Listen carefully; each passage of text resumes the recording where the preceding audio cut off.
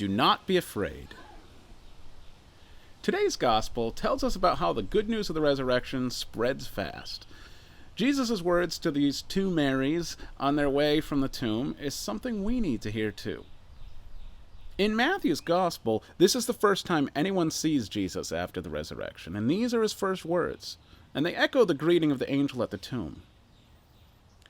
We are told that although they're on their way to tell the disciples what they've witnessed, the Marys are both overjoyed and afraid.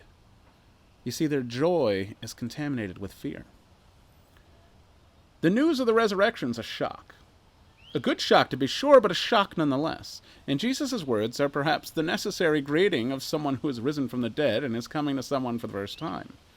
But they also reassure the Marys and empower them to carry out a very important task, as is seen in the instructions he gives them to go tell the disciples to meet him in Galilee.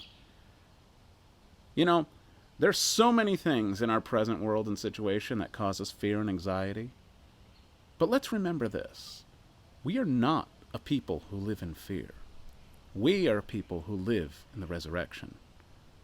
Jesus' words to the two Marys in Matthew's gospel here are an invitation to begin to live that hopeful life of the resurrection, a life that has no time for fear.